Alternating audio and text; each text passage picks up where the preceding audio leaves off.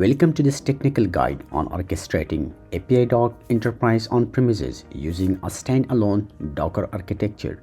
Apidog is an integrated, design-first API collaboration platform that unifies API documentation, debugging, mocking, and automated testing workflows.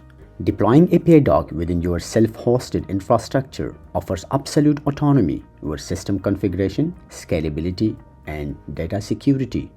In this demonstration, we will focus on the standalone Docker deployment strategy. This approach ensures that the entire technology stack, including the application and database, are containerized and hosted within a single local environment, eliminating dependencies on external cloud services. We will demonstrate two deployment approaches, the Docker run and the orchestrated Docker Compose approach. Before we begin the deployment, we need to ensure these three critical resources are ready. The first one is Apidog Docker image. The official enterprise image is hosted in a private Docker Hub repository. To retrieve this artifact, you must possess a valid access token provided by Apidog support team. This token is required to authenticate against the registry and pull the image to your local host. The second one is Apidog On-Premises Enterprise License. You will require a valid enterprise license key to activate the instance. This key unlocks the full feature set within your local environment and must be linked to the specific base URL registered during the licensing process. The last one is Docker installation. Ensure the Docker engine is active on your host machine. If the runtime environment is not yet configured, please refer to the official Docker installation documentation specific to your operating system. If you have not yet provisioned these prerequisites, proceed with the following steps to acquire them. To obtain the Docker image credentials and the associated enterprise license, you must register for the Enterprise On-Premises plan. Visit the Apidog website. Select Pricing from the main navigation. Locate the Enterprise On-Premises section. Click on Contact Us to initiate a request with the Apidog sales team. Once you submit the request, the sales team will review your inquiry. Upon approval of your inquiry, you will receive an email containing the access token required to pull the private image from Docker Hub and the license key provided as an attachment. Before executing the deployment script, it is imperative to verify that current session possesses root privileges, as specific Docker commands require elevated permissions. To validate your current user context, execute. If the standard output returns root, you possess the necessary privileges. If the output indicates a standard user, you must elevate your privileges. Execute the following command to switch to the root user. With administrative privileges confirmed, we will authenticate with the container registry.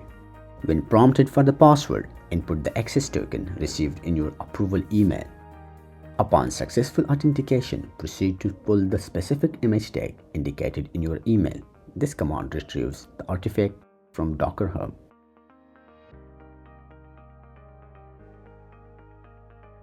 Next, we will configure the networking layer to facilitate secure internal communication between the Apidog, MySQL, and Redis containers. We will establish a user-defined bridge network.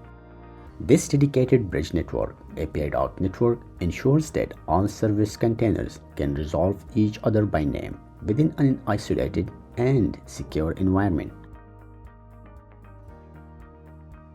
The Apidog architecture necessitates a database to persist application data.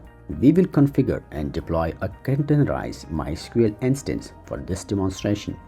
This Docker run command configures the restart policy to ensure the container automatically reinitializes following a failure or system reboot. It also assigns a static identifier to the container for service discovery. It attaches the container to our dedicated bridge network. It also injects the environment variable to define the root authentication credential.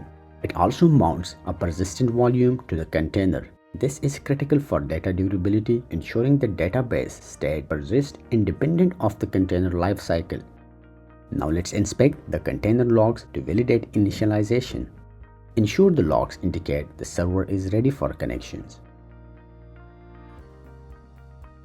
Since the Apidog application does not automatically create the database, we must manually configure it. Access the MySQL containers interactive shell. Once authenticated into the MySQL CLI, execute the following data definition language command to initialize the database. Apidog leverages Redis as an in-memory data structure store for high-performance caching and session management. Proceed to deploy the Redis container. This Docker run command ensures the cache service is accessible to the application on the internal network. It also mounts a persistent volume to ensure cache data durability. We are now prepared to deploy the Apidog. This Apidog container will orchestrate connections to the MySQL and Redis services we previously established. Execute the following command. This Docker run command configures the runtime environment via specific variables. For database configuration, DB dialect, MySQL host, and credentials direct the application to the database container. For Redis configuration, Redis host and Redis port establish the caching layer connection. For authentication and licensing, JWT secret secure token generation while license and base URL activate the enterprise instance. Additionally, Apidog supports integration with external identity providers such as LDAP, Okta, and O2. S3 compatible object storage can also be configured for scalable file management. By default, Apidog utilizes the container's ephemeral file system.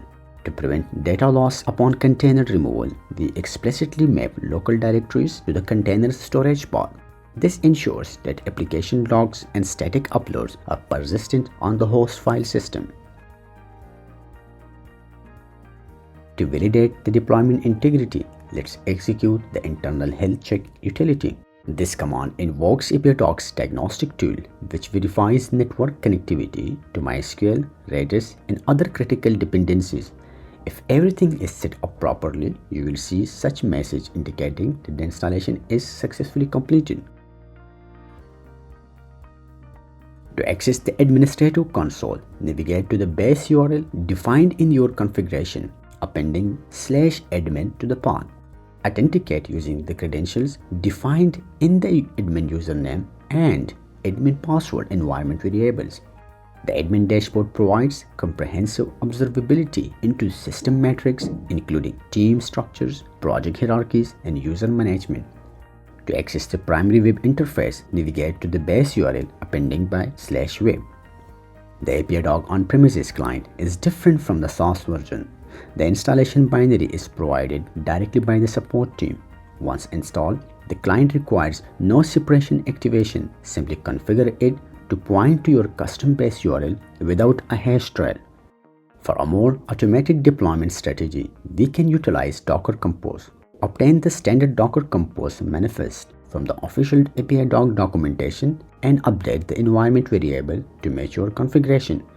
Unlike the Docker run approach, manual network creation is unnecessary. Docker Compose automatically orchestrates the bridge network and also the database through the command configured in it. Let's validate the Docker Compose deployment by executing the internal health check utility. You have now successfully orchestrated Apidog on-premises using a standalone Docker architecture integrating MySQL and Redis. You are now equipped to leverage the platform's full capabilities within your secure infrastructure. For troubleshooting or advanced configuration, please consult the official self-hosting documentation or contact the Apidog support team. For further technical tutorials and platform updates, visit the Apidog website and follow our LinkedIn channel.